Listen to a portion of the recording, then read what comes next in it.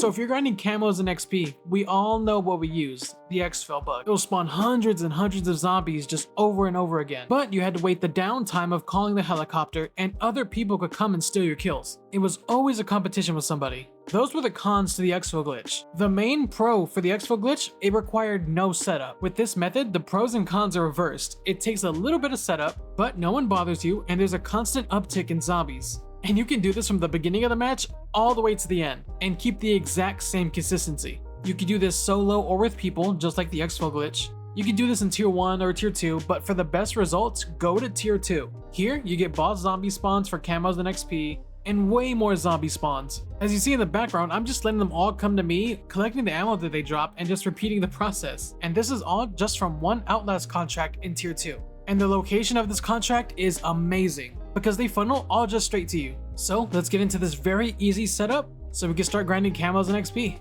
But first, I wanted to say thank you guys. I'm almost at 500 subscribers, and I never thought I'd make it this far. So if you like this video or it helps you out in any way, leave a like, subscribe. It really does help me out a lot. So as soon as we load in, we're gonna look for our first contract, the raid weapon stash. So the raid weapon stashes and the Outlast contracts have the same sort of objective. Stay in the same area and build that progress bar up on the top left. Build it up a little bit, let it get to like 70 or 80, but don't let it get to 100. Once it gets to about 70 or 80, walk outside the range until the progress you get starts going down. But don't worry, the zombies around you are gonna stay the same. They'll keep on spawning at the same rate, but don't let it get to 0 either. Once it starts getting low enough, go back inside the range and build it up a little bit and keep it fluctuating. So build it up, let it go down, build it up, let it go down. So here I'm doing an Outlast contract in tier 1, and I'm doing the same strategy, building it up and then going outside the range to let it go down. And then we just keep the zombies flowing. And this version requires literally no setup because you're in tier 1. You really don't need any pack-a-punch or perks. I mean, of course it helps, but you really don't need it. So finally, let's get into the main method. For this, you preferably want some perks like Deadshot, Juggernog, and like Speed Cola.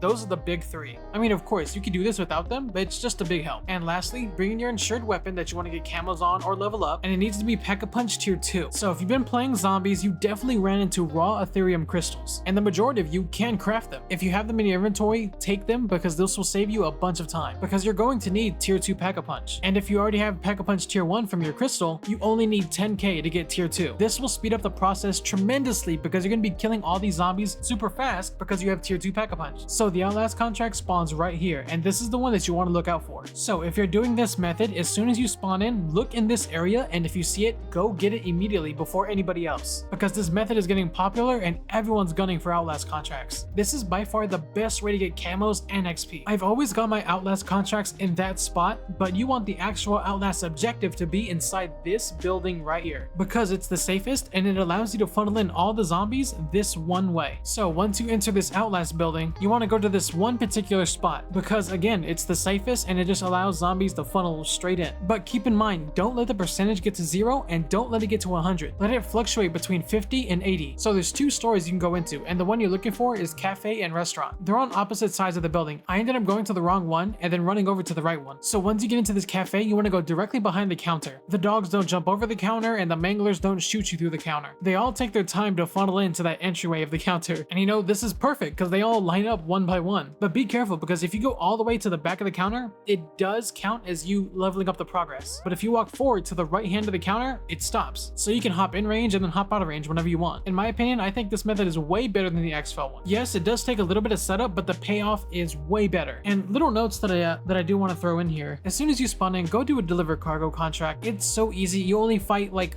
3 AIs. You get a perfectly good vehicle and you get a bunch of points at the end. And you can use that vehicle to go to other contracts to build up your money, so you can get tier 2 Pack-a-Punch and go do it immediately. But yeah, this method is probably not getting patched anytime soon. So get out there, go get your camos, get your guns leveled up, and I hope you guys enjoy. I'll see you in the next one.